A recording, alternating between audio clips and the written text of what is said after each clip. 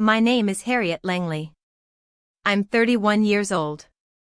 And this is the story of how my family turned me into a stranger, until I made them regret every last betrayal. It started with dinner. Just dinner. Something so small, so ordinary. But in families like mine, even the ordinary can cut deeper than any blade. I arrived at Cedar and Pine right on time, 7 p.m., just like I had written on every custom-printed menu. The wind was sharp that evening, Charleston's old brick alleys whistling through my coat as I stepped out of my car, silver-gray dress swaying in the breeze, heels clicking against the stone. I held two neatly wrapped gifts, one for my mother and one for my younger sister, Bree. I had spent 3 weeks planning this dinner. Picked the venue. Paid a $980 deposit from my savings. Had personalized menus printed for each guest, with small quotes under their names that I thought might make them smile. Mom liked baked cod, I had it specially arranged. Bree was a new vegetarian, so I made sure the chef could accommodate her. I wanted this to be perfect. But the parking lot was empty. No familiar red Jeep. No dented Toyota from Dad. No cousins.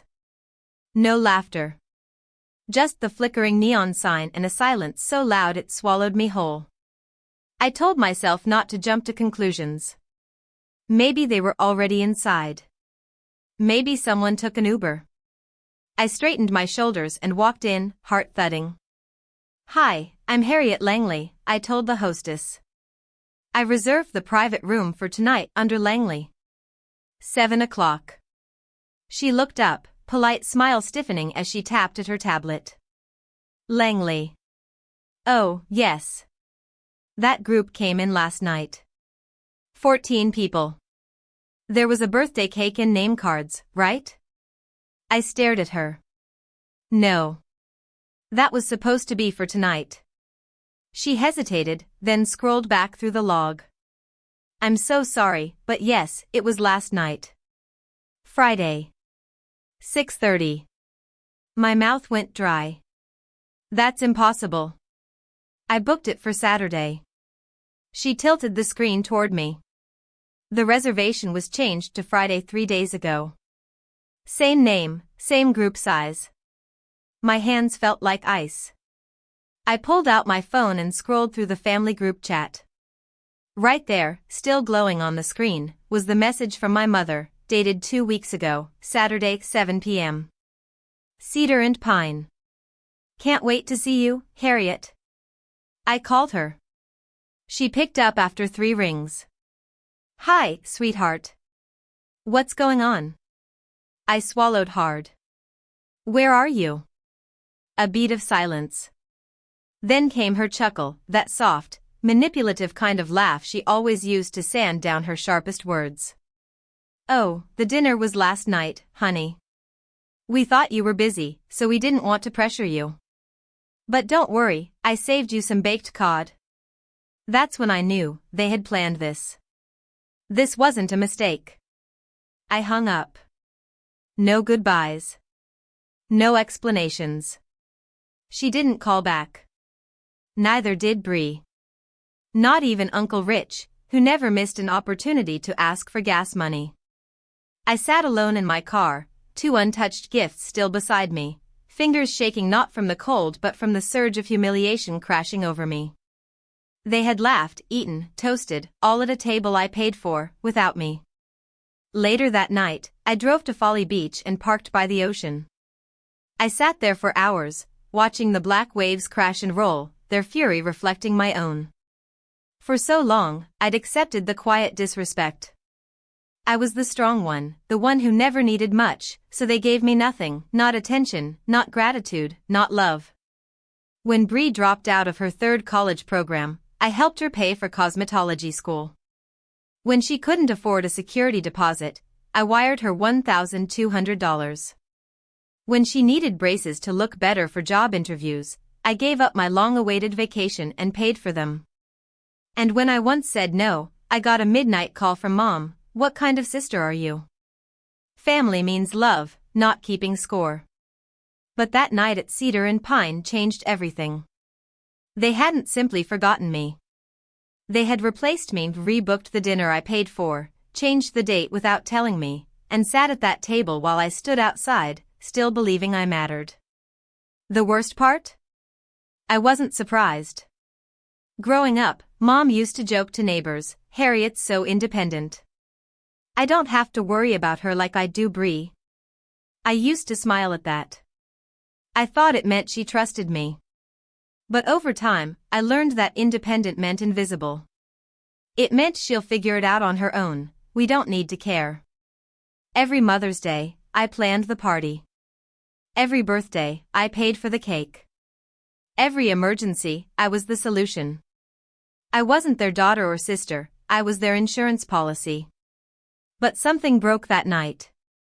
And for the first time in my life, I started making plans, not to help them, but to save myself. That was the beginning of my revenge. And none of them saw it coming. After that night at Cedar and Pine, I didn't speak to anyone in my family for almost 3 weeks. Not out of anger, no, that would have been too easy. What I felt was something far colder. It was clarity. The kind that doesn't come in loud, emotional outbursts, but in the quiet recognition that you've been playing the wrong role in your own life for far too long. I didn't tell anyone at work. I kept showing up at the firm, pitching designs, submitting client mock-ups. From the outside, I was still the same Harriet. But inside, everything had shifted. People always say betrayal feels like a knife in the back. But this didn't. It felt more like discovering you were never really at the table to begin with. That they'd been passing around plates and stories, laughter and secrets, and you were always just one room over, close enough to hear, but never to join. Then came the call from Mom. It was around 9:30 p.m., a Wednesday night. I was curled up on my sofa in Atlanta, watching a rerun of a baking competition just to keep my mind from spiraling. "Hi, honey," she said softly, like nothing had happened. "Bree's going through a hard time again. Do you think you could come down this weekend? Maybe talk to her?" Talk to her. The same sister who had laughed behind my back, called me emotionally cold, and helped orchestrate my exclusion from the dinner I planned. Still, that ancient guilt twisted in my gut. The part of me that always wanted to be the good daughter. The reliable one. I caved. I packed an overnight bag and drove down to Lexington. It rained the entire drive, but I didn't stop once. Just clenched the wheel tighter and let the windshield wipers do their frantic dance across the glass. When I arrived, Bree was wrapped in a blanket on the living room couch, scrolling through her phone with puffy eyes and not even pretending to acknowledge me. Mom hovered in the kitchen, voice chipper. "She's barely eaten anything. I thought maybe you could sit with her, remind her she's not alone." I nodded, said nothing, and sat beside Bree. She didn't look up. Just sniffled once and kept scrolling. That night, I stayed in my old room. Everything was exactly the same. Same faded wallpaper. Same bookshelf with the missing shelf peg. Same twin bed that creaked when you sat on it too fast. But I couldn't sleep. Around 2 a.m., I walked down the hall for a glass of water. And that's when I heard them. Soft voices. Then laughter. I froze at the corner, just out of view. "She came running the second you called," Mom said with a light chuckle. "Still easy to control." Bree laughed, voice dripping with disdain. "She's so desperate for approval, she clings to us like a puppy. Say something sharp and she comes crawling back." My hands tightened around the glass. I didn't move. I didn't breathe. Mom sighed. "It's just sad. All these years, still single, still working too hard. Women like that, they get cold." "I used to think," Bree added, her voice now lower, darker, "if she disappeared, no one would even notice until someone needed a check signed." I stood there for a long time after they left the room. My heart wasn't broken. It was bruised in a way that felt older than either of them realized. They weren't just mocking me in the moment, they were finally saying aloud what they had always believed. In the morning, Mom made pancakes like nothing happened. I ate in silence, then did the dishes like I always had. They vanished upstairs to chat about whatever nonsense they always seemed to prioritize over me. When I finished drying my hands, I stood at the kitchen mirror and looked myself dead in the eyes. That was the moment. The real moment everything changed. 3 days later, I messaged the family group chat. Friday. 7 p.m. My place. I need to talk to everyone. It's serious. No response for hours. Then a thumbs up from Mom. A red receipt from Bree. A smiley face from Uncle Rich. Not one asked what it was about. They just assumed it was another Harriet favor. Another Harriet rescue mission. They were wrong. That Friday, I didn't prepare tea or snacks. I didn't put on soft music or tidy up the apartment like I used to. Instead, I set 3 brown envelopes on the table, each one labeled Mom, Bree, Dad. Inside each was a detailed ledger. Receipts, bank transfer confirmations, screenshots of texts, and a printed spreadsheet summarizing every dollar I had ever spent for them over the last 6 years. Over $27,000. There were receipts for Bree's tuition. Copies of the lease I had co-signed. Even a printout of the Mother's Day invoice for that surprise party she never once thanked me for. And on top of each envelope, an itemized breakdown of the cedar and pine dinner. They arrived 10 minutes late. Mom was smiling. Dad looked like he'd rather be watching the news. Bree was in a hoodie, her hair tied up in a bun, gum-snapping as she walked in. Wow, Bree muttered as she picked up her envelope. Did you seriously make us receipts? I nodded. From now on, every act of help comes with documentation. Because kindness without respect is just currency to be exploited. Dad scoffed. So what is this? You want your money back? No, I said, locking eyes with him. I'm not asking for anything back. I'm making sure nothing else gets taken without accountability. Bree laughed. You're ridiculous, $2,300 for cosmetology school? I was 20. You actually kept that? I met her gaze. Yes. Because you promised to pay it back. And Mom said it was a loan. Mom fumbled, visibly thrown off. Harriet, you're being too sensitive. This wasn't a contract. We help each other. Out of love. No, I said, calm and cold. You help yourselves. And I absorb the debt. That's not love. That's convenience. I pulled out a small notebook, the same one where I had scribbled down every missed call, every overlooked milestone, every moment I'd swallowed the pain just to keep the peace. I read them one by one. No one congratulated me when I got my first job. I skipped my dream vacation to pay Bree's dental work. I was excluded from a dinner I paid for. And I've been called cold, heartless, selfish, not because I am, but because I finally said no. The room went silent. And for the first time in 31 years, I wasn't the background. I was the storm. Bree sat back in her chair, arms folded, a mocking smirk playing on her lips. You act like the world owes you something. I didn't blink. No, I said evenly. But I finally realized I don't owe you anything either. Mom's smile cracked at the edges. Sweetheart, this doesn't sound like you. You're not this cold. Cold? I repeated, quietly. You mean the word you used when you thought I couldn't hear you?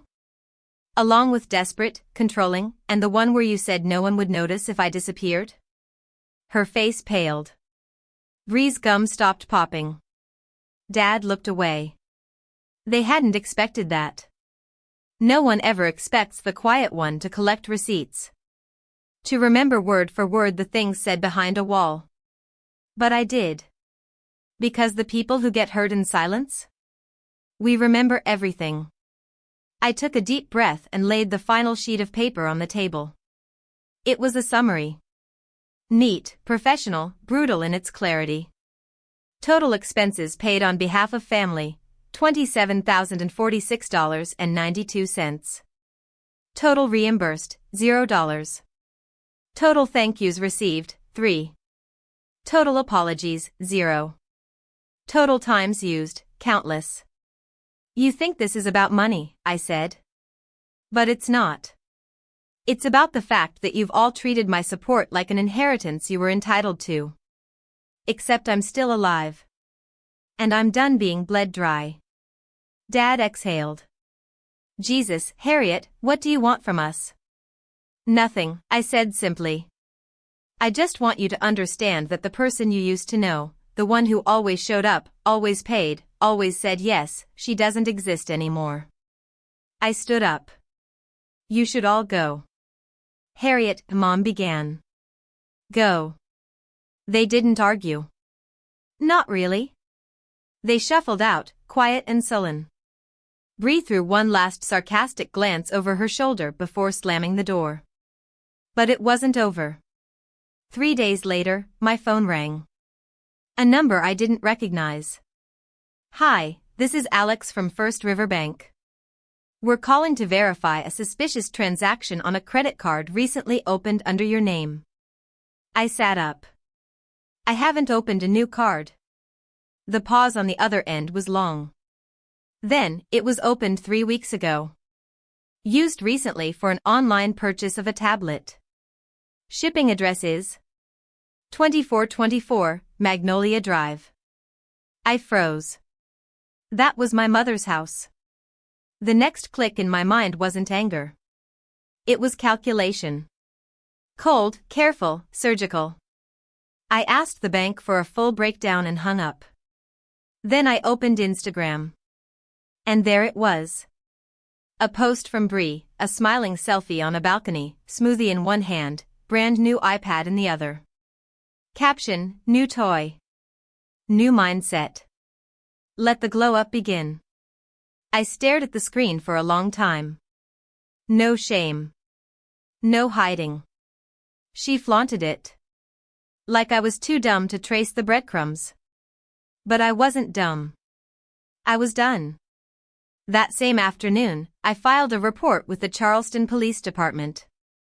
The officer listened carefully as I laid out the transactions, the fraudulent card, the screenshots, and yes, the message Bree had sent me just days before. Sis, I'm sorry. I used your info to sign up for that spa. Please don't be mad. I didn't know what else to do. That wasn't remorse. That was a confession. The officer nodded slowly as I handed over the printed evidence. We'll escalate this to financial crimes, he said. Do you want to press charges? That question sat heavy in the air. Did I? The old Harriet would have hesitated. Would have backed down. Would have said, she's family. But the new Harriet?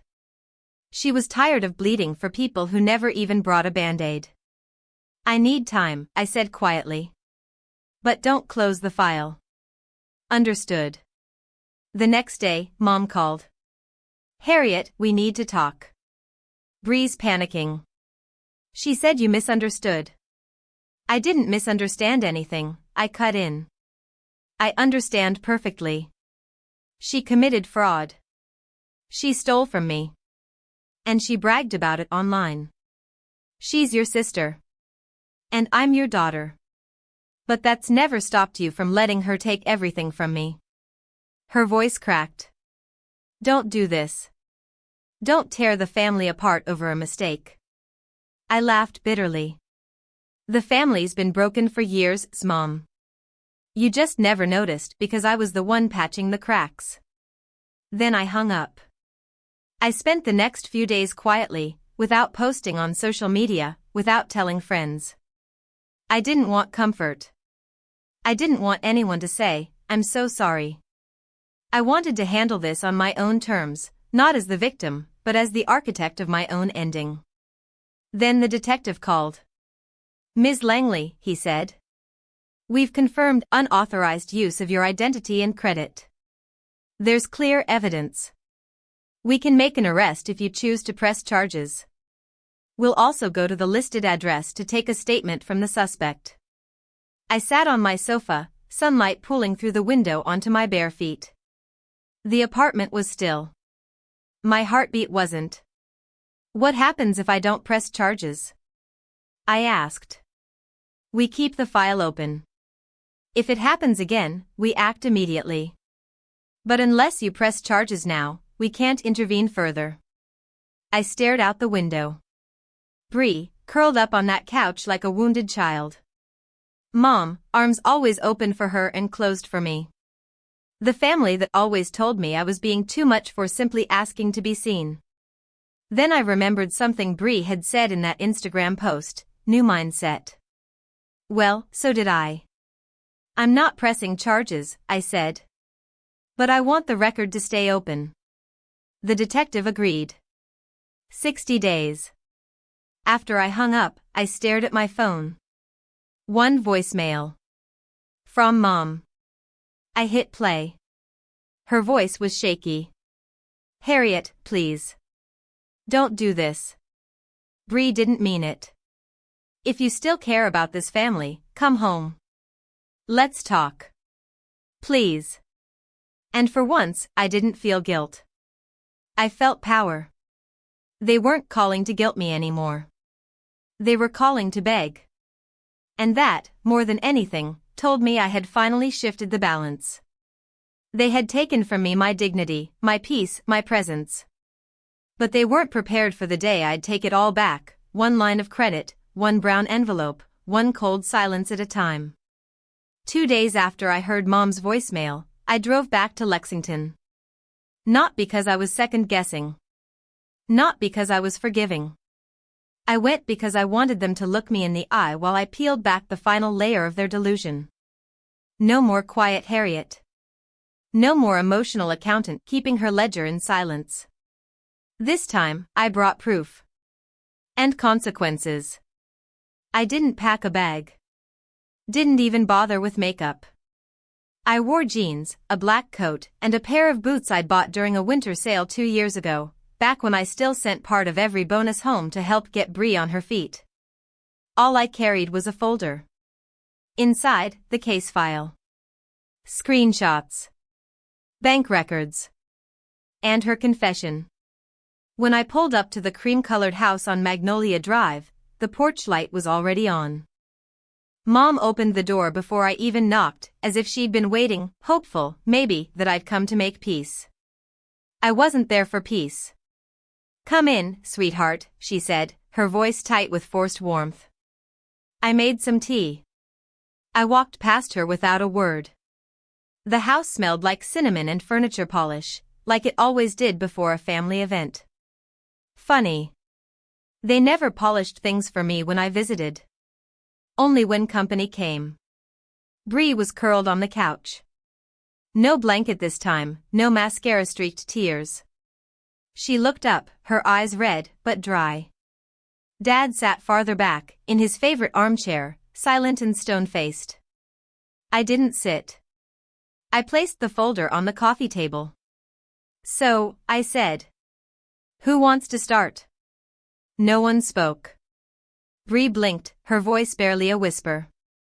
I didn't mean to. I swear, Harriet. I was overwhelmed. I didn't think you'd find out. I tilted my head. You didn't think I'd find out that you used my social security number to open a credit card? That you used it to buy an iPad and a spa package? And then posted about it publicly? She said nothing. Mom stepped in. She's scared, Harriet. She knows she messed up. But you've always been so strong. Can't you help her through this?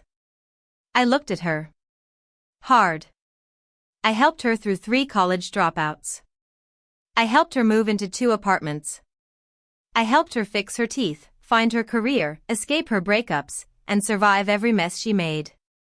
But this wasn't a cry for help. This was a theft. Mom's lips parted like she wanted to argue. But I didn't give her the chance. I opened the folder and held up the screenshot, Bree's message to her friend. Used my sister's info. Should be fine. She never checks that stuff. I handed it to Mom. Her hands shook as she read it. Dad finally broke the silence. His voice was low, gravelly.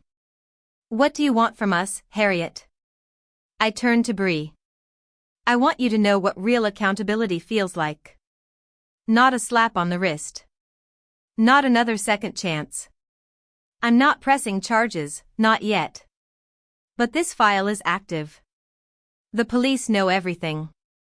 Bree looked like she'd been slapped. Her face crumpled. You don't have to do this. We're family. I cut her off. Family isn't a shield. It's a responsibility. And you've failed every part of it. Mom looked up, her voice cracking.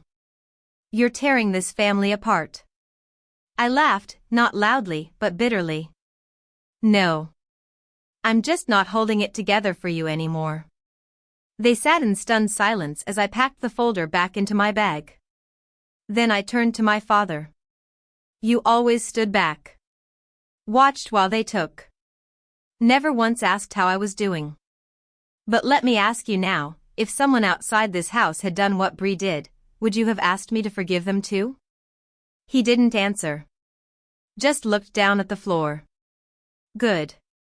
Let the silence hang. I stepped toward the door. Don't call me unless it's to own what you've done. Not excuse it. Not minimize it. Not wrap it in we didn't mean to. Before I left, I turned back one last time. And if Bree tries this again, if I find my name on another account, another charge, another lie, I will press charges. I won't hesitate. I left them there, stunned and stiff in that living room that once held so many forced smiles and hollow hugs.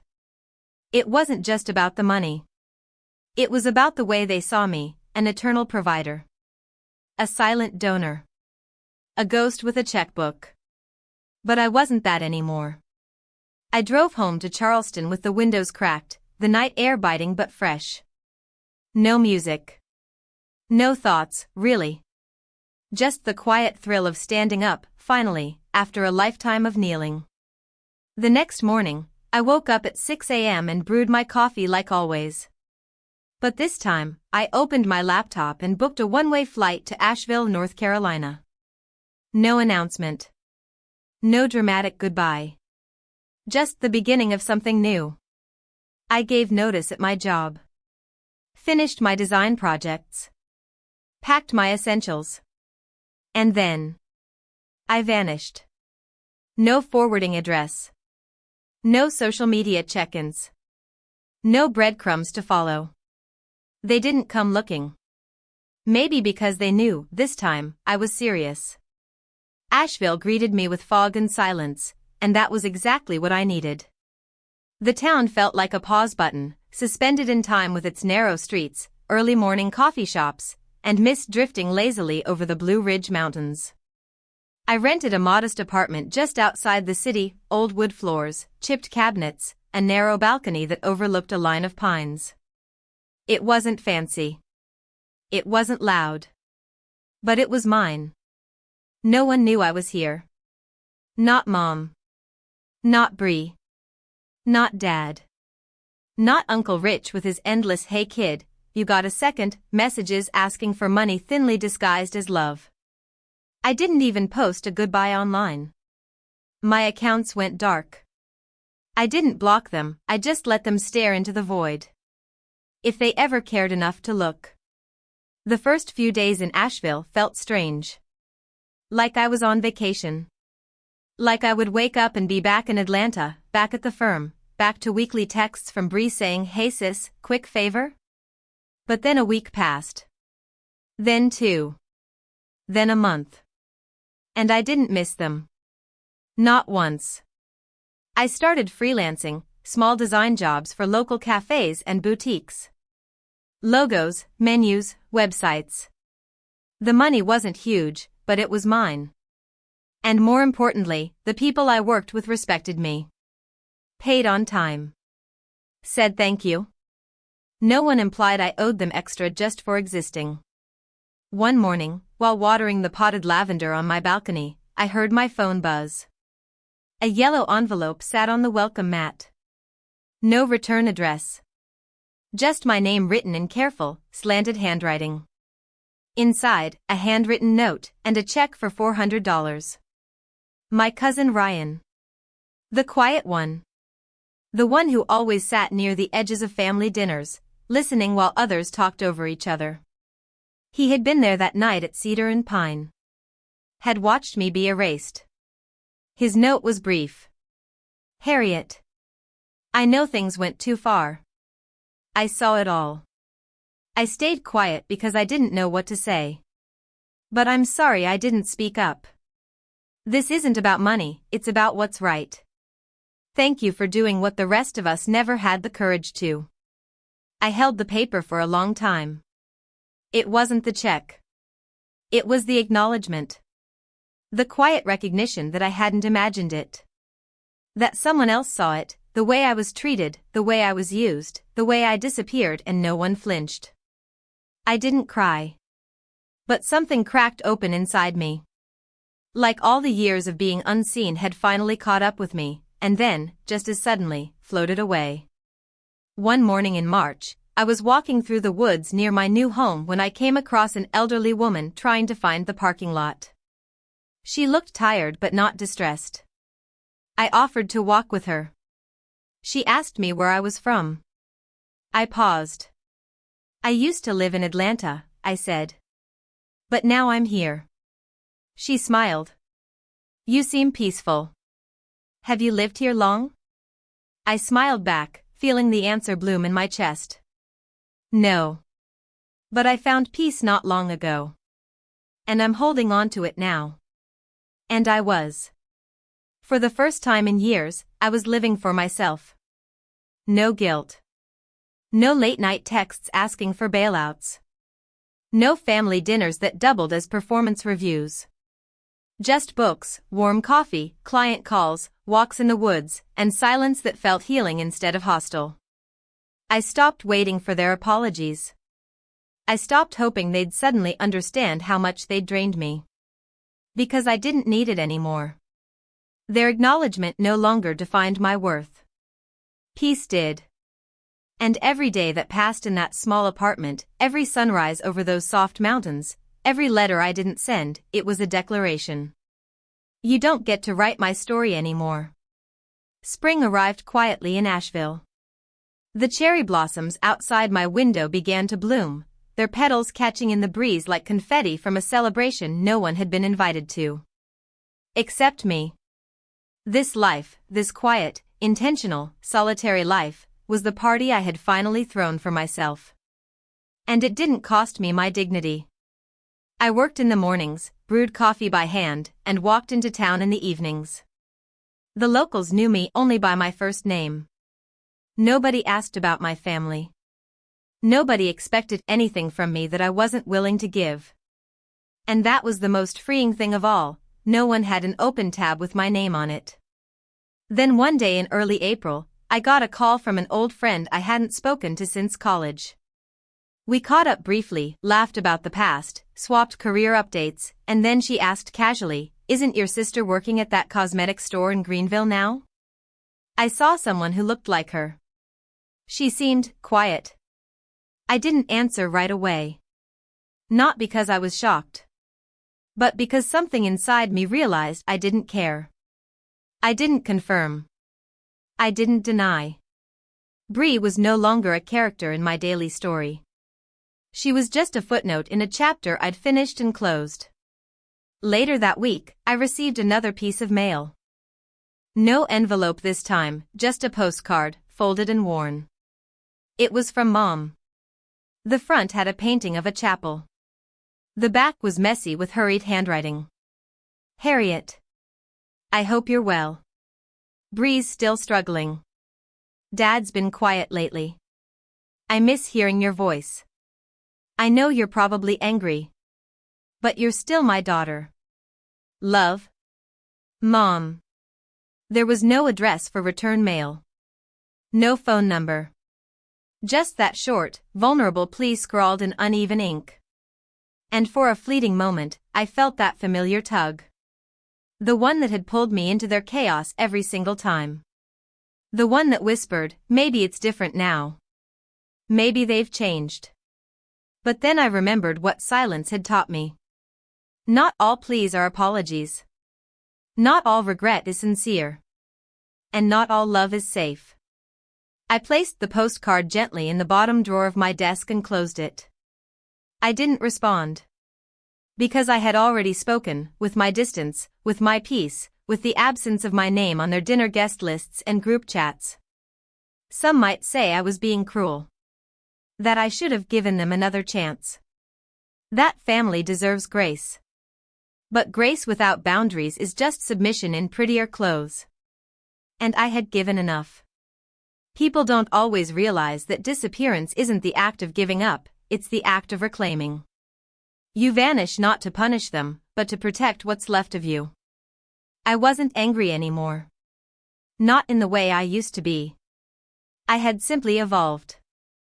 I no longer needed them to see me. I saw myself clearly. And I liked who I was becoming, someone who could say no, who didn't owe a blood tie her soul, who knew the value of her own time, money, and heart. One rainy evening, while reading by the window, I wrote something in my notebook, a phrase that had been repeating in my mind for weeks. Let them wonder. Let them wonder where I went. Let them wonder what I'm doing. Let them wonder why their usual tools, guilt, pity, manipulation, no longer work. I had made peace with the idea that the people I had once called family might never understand why I left. But that wasn't my burden to carry. They didn't deserve an explanation, because they never once asked a real question. So I gave them what they gave me at Cedar and Pine, silence. Only this time, it was my choice. Summer came gently to Asheville. Warm winds filtered through the trees like whispered secrets. Every morning, I brewed my coffee slowly, savoring the stillness. My plants thrived. My skin began to soften in the quiet. And for the first time in my adult life, I didn't feel like I owed anyone anything. Not a call. Not an apology. Not an explanation. One afternoon, I was cleaning out the bottom drawer of my desk, the one where I had kept the postcard from Mom, a few stray receipts, a photo of me and Bree from when we were little, our arms around each other in front of a sparkler-filled cake. I held the photo for a moment, tracing the younger version of myself with my thumb. Then I slipped it back in, shut the drawer, and locked it. Because some memories don't need to be burned, just buried where they can't be used against you. That same week, I received an email from the detective handling Bree's case. Ms. Langley, we're closing the file on the financial fraud report, as the 60-day period has expired without further activity. If anything changes or new evidence emerges, please don't hesitate to contact us. I read the email once. Then again. I didn't feel relief. I didn't feel regret. I felt finality. And that was enough. I didn't need to see Bree in cuffs or Mom on her knees begging. I didn't need the courtroom drama or a parade of apologies. I just needed to know they no longer had access to me. That I had closed the loop. That I had finally, fully chosen myself. Weeks turned into months. My small business grew. I partnered with 2 local shops to rebrand their entire image. My designs were starting to gain traction, and I was even invited to speak at a regional creative summit. When I walked on stage, introducing myself to the crowd of fellow freelancers and small business owners, I said it without hesitation. My name is Harriet Langley. I'm a designer based in Asheville. I specialize in identity work. And for the first time, that sentence held its full weight. I specialize in identity work. Because I had reclaimed mine. Not just professionally, personally. Emotionally. Spiritually. The woman I used to be, the one who said yes through gritted teeth, who made sacrifices wrapped in silence, who waited for love like a dog waiting by the door, she didn't live here anymore. She left the night no one showed up to the dinner she paid for. And the woman who replaced her? She's stronger. Softer. Smarter. Unapologetic. She no longer writes checks for people who mock her behind her back. She no longer bends until she breaks just to make others comfortable. She no longer shows up for people who vanish when she needs them most. One evening, sitting on my balcony, watching the sun drip behind the mountains like warm honey, I thought about what might happen if they called again. If Mom wrote another letter. If Bree sent another teary apology. And I knew I would not answer. Because peace isn't something you protect with gates. It's something you protect with boundaries. It's not about keeping others out, it's about keeping yourself in. In integrity. In balance. In control. I didn't disappear to be mysterious. I disappeared to be whole. I wasn't punishing them. I was preserving me. So now, when people ask about my family, I tell them the truth, just not all of it. I don't really stay in touch anymore. Sometimes distance is the healthiest thing. Most people nod, maybe offer a sympathetic smile. But every once in a while, someone really hears it. Because they've done it too. Because they know what it's like to love people who only love the version of you that serves them best. Because they've learned that peace is not the absence of conflict, it's the absence of exploitation. So here I am. Harriet Langley. Daughter. Sister. Former fixer. Now, woman. Whole. Free. And if you're reading this, if you've ever been used, erased, expected to carry everyone without a thank you, I want you to know something. You are not cruel for choosing yourself. You are not heartless for closing a door that was only ever open to take from you. You are not wrong for walking away when staying means losing your soul. Some people will never understand why you left. Let them wonder.